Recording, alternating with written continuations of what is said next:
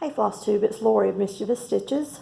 I'm back again today with a quick, or what I hope is a quick tutorial on how to make the button scissors fobs that I showed in a couple of videos. I also had a giveaway on that video for 2 of those fobs, and I had a lot of response to it asking if I would do a video. I want to give this quick disclaimer that I am not a jewelry maker, meaning I had never done this before. I've not made any necklaces, any bracelets, anything like that. I just happened to see another stitcher that had a button scissors fob. I made a quick run to Hobby Lobby, got the supplies that I needed, came back within just 30-45 minutes. Quickly put one together myself. So I know there's several of you out there that may have experience with making things like this that can even give comments in the description, below, for those that may want the shortcuts that I may not be showing here. I just thought I would respond to the request for different ones that was asking me to do a tutorial. So these, what you see below, are supplies that I bought in the past few weeks. I started off, let me start with the fob. This is the fob that I made. I made it with mother of pearl buttons that I had picked up from Hobby Lobby. And I started off with this chain. This came from Joann's. It comes in a length. Let me put my glasses on because I can't even read this from below. Okay, 36 inches of this chain. That's what I started with. So I'll show you what I started with. I bought buttons from Joann's. The chain. I bought these. They're called jump rings. These are, I believe, 7-inch jump rings, or 7mm jump rings. And I also bought the lobster claws for the end. And that's all that I bought that day. With the exception of, I just bought these jewelry making right here. This is what I got. So it's just a tool to help you squeeze the rings together or pull them apart or whatever you're doing. Like I said, this is what I chose as a newbie, thinking this is what I need. There may be other better products out there that you can do these things easily, but this is just what I bought. And this is what I ended up with. So you can see the lobster claw, you can see the chain there, and the jump rings is what I hooked through the buttons. And this is what I ended up with, and I love it. It's very light. I love the noise it makes when it jingles. And let me show you on a pair of scissors that I bought. So make sure when you get the lobster claw, you get one that's going to be big enough for your handle. This is just a $6 pair of scissors from Hobby Lobby. And so maybe if you're making them for specific scissors, you may want to take them into Hobby Lobby or Joann's to make sure that the claw is going to fit around the handle. Also, when you're pulling the chain length from this container here, or this packaging, I'm using the twist tie that they had holding it together when I first purchased it. But you can make the chain as long or as short as you want. You can have short ones, you can have longer ones, whatever it is you want. Since I've made a few of them now, I went back to Hobby Lobby. The first time I purchased things at Joann's, the second time I went to Hobby Lobby, and I picked up darker colored class jump rings. Now, these jump rings came on a packaging, were packaged together like this by this same company. And so I got 3 different size jump rings for the same price I would get one package of just one size jump rings. This is the company that is carried at Joann's. Not Joann's, I'm sorry, Hobby Lobby. So I got those. So when I went into Hobby Lobby to get a few more things, because I was thinking of Christmas gifts, that kind of thing, I picked up some bells. And I got started this morning with one with jingle bells on it. Isn't that sweet? A sweet noise. So I started off by, let me start here. I started off by untwisting this loose. And I'm going to have to look away from the camera, so I'm hoping I'm not going to film with things outside of the camera space. But I took the chain. I just put the tip of these pliers here, looked in to see about what I wanted it to be. Just put a little pressure to open it up. Open it up just enough, no more than just enough to get it open. And see, and I didn't, so let's try it again.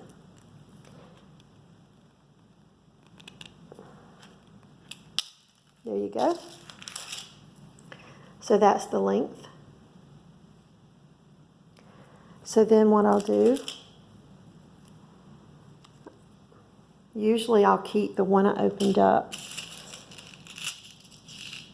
as part of what I'm doing, but anyway, I'm trying to do this video, so it's not going to work out as it would if it was just me. So each one of these are just have an opening. You see there? Can you see where I open that up? Okay.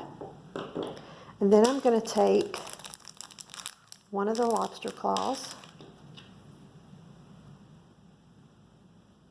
I'm going to put it into that opening. And this is the tricky part, is just closing these back up. Now, these have a place to cut wire. They have a flat edge right in here. And then these prongs at the end of these pliers are rounded. So I want to put them into the, it's hard to do this trying to video and watch what you're doing. So I'm going to put it in the flat area, and I'm just going to close it and see. It's closed. So that'll be my length. So from there, I'm going to pick up where I was on my little one with the jingle bells. On the button one, I just put one button per jump ring, as you can see right here. And on this one, I put 3 bells on one jump ring. And the jump rings, I believe these are 7-inch jump rings. So, and I found the 3 to be kind of fiddly to close onto the end of that ring. So this one, I put only 2. And you see, after I put the bells on, I left a small opening there so I could get it on the chain. Now you can put bells in each chain along, or each ring along the length of the chain, but I don't want that. So I'm going to go up about 3. I'm going to put it onto the chain. And once again, use the flat edge of the pliers, squeeze it together, and then flatten out those clasps that the edges of the jump ring where they meet, and then flatten them together, because as you squeeze with the pliers, one may go one way and one another, so I'm just flattening that out. And so there you go. And that's my second. And 2, take into consideration how the length of the actual jump rings. And you see, even though I went up 3 lengths, or it looks like I went up 2, I intended to go up 3. There's plenty of space so that they have room to move. And there's not a huge opening. So this one I'm definitely going up 3. So 1, 2, 3. And like I said, I got some of these ready before I did the video. Okay, and you see how that one kind of closed off center? That's what I meant by taking the flat edge of the inside of this set of pliers and squeezing them. And I need to close it a little more.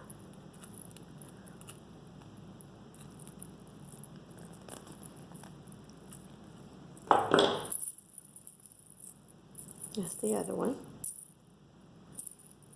We've got one more.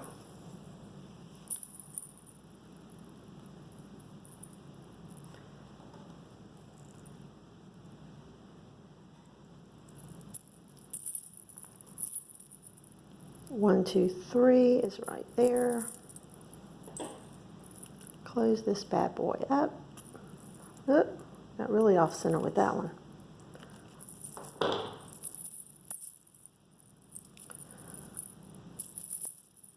That's how we're looking so far.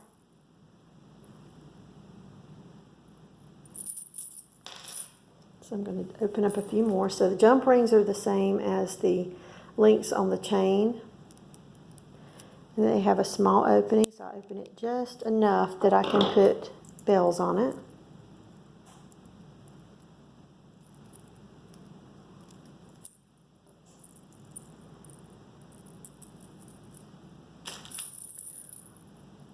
One, two, three, right here.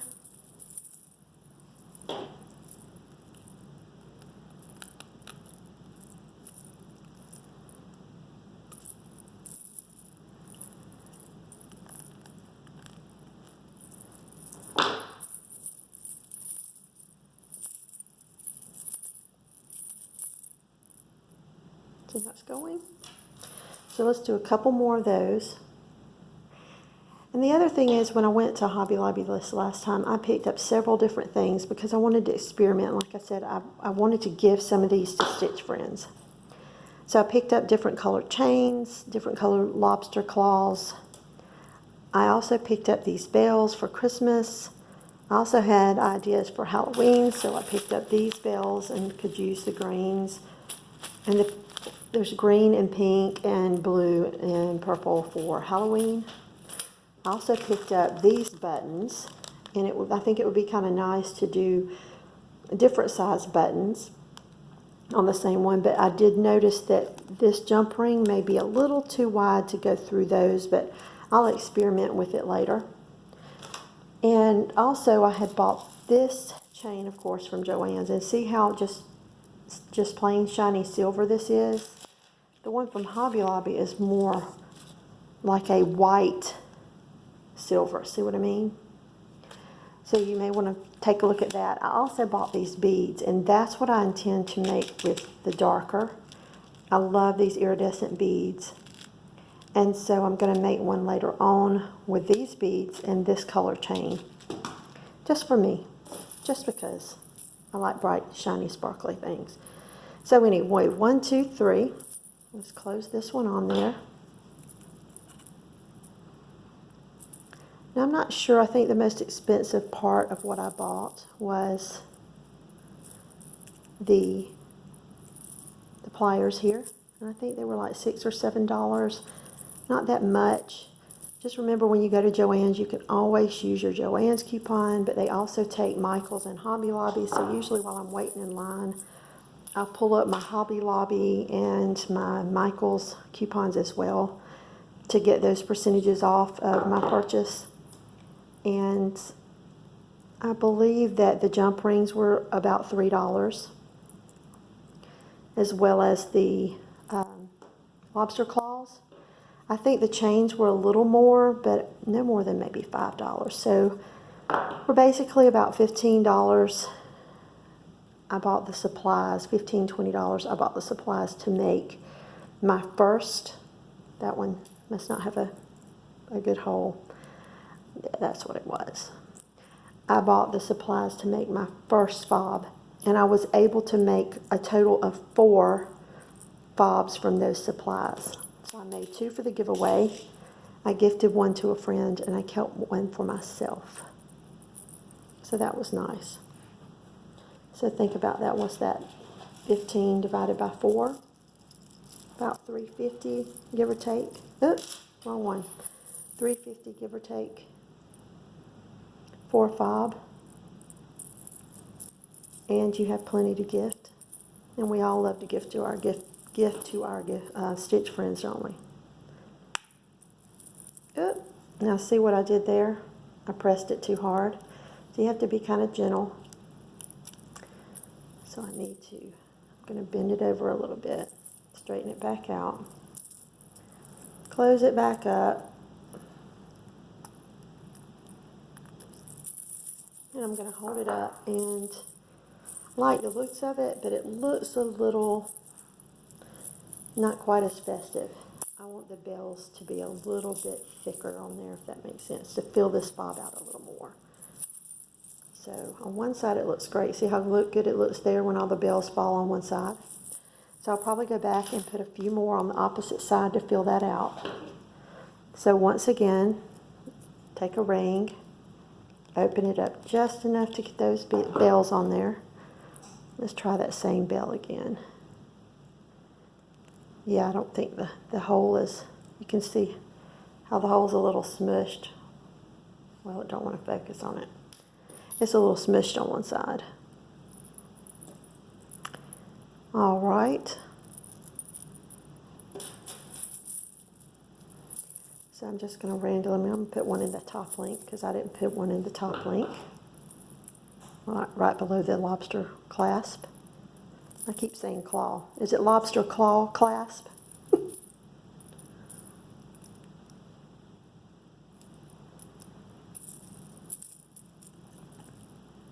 Okay. I'm going to do that a couple more times. And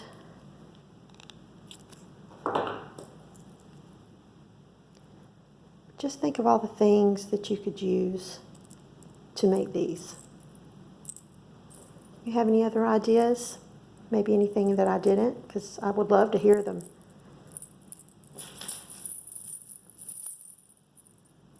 Let's pop this one right here. I hope I'm staying within the picture of the camera. The frame, whatever you call it. But this is just something you can spend on a lazy afternoon at home. A lazy Sunday afternoon or a lazy Labor Day. We've got food in the smoker outside, and I've already made the fixins. Our baked beans are in the oven. And we'll leave for my brother-in-law's here shortly to have a little fun with family today. I'm looking forward to it. But I wanted to visit with my stitch friends and real quick and show them how to do this bob. And I do like it when you all see something that I've done and you want me to do a tutorial, because it kind of gives me an idea. Uh-oh, now I need to find where that was. There it is. But it gives me an idea of what to do. So I appreciate that. Like I said, I had several people ask me to do the tutorial for this, and if you happen to make one of your own and you use even buttons, or you use bells, or you use something of your own idea, please tag me in it on Instagram so I can see and I can get ideas from your ideas. I love to share ideas with my stitch friends and to see what you all are making. It often inspires me to do many of the same things that you're doing.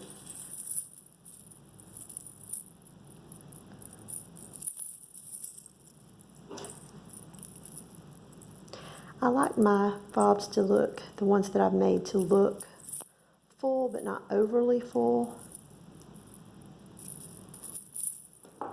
Let's take a look at it now. I think that looks much better. What do you think? So let's see how it looks on a pair of scissors. And I love the noise. It's just a gentle noise. I think it's neat. Oh, there's a patch. See that patch that opened up there? Right there in the center. Let's put one more on there. How about that? Open that up. Slide on the bells.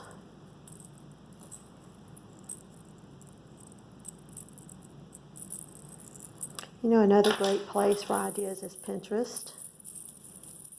It is just a huge playground for me. I really love Pinterest, and I get on there all the time and find ideas and then spend a weekend.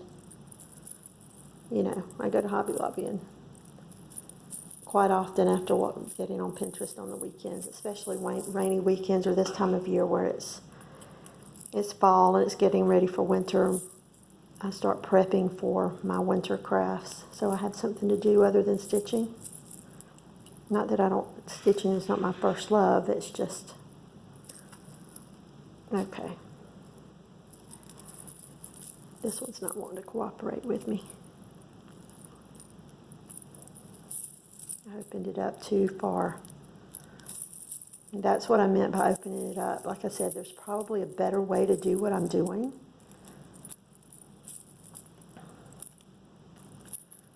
And I'm making it difficult for myself because I'm ignorant of the way to do it properly, but I'm still managing to get it done. I think that's the bent button, the bent bell.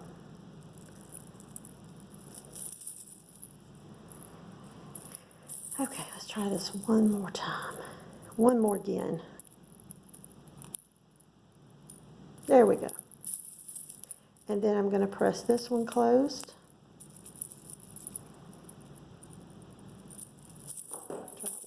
Let's look at it. Since I filled in that center, much better, much better. There you go. So that's my jingle bell fob.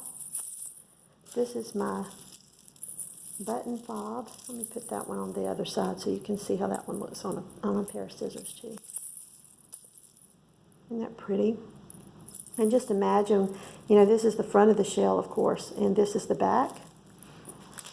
Imagine that made with this chain, colored chain. As Dr. Seuss says, oh, the thinks that you can think. All the ideas. Anyway, I hope you enjoyed the tutorial. If you have any questions, just put them below. I'll do my best to answer them. And if you have any ideas or you have knowledge of how I can do any of this better, please comment below. And if you finish one for yourself, just tag me on Instagram. It's just Mischievous Stitches, just the same as my Flosstube channel. I would love to see what you create. Until next time, have a great weekend. And to my American friends, happy Labor Day. Bye-bye.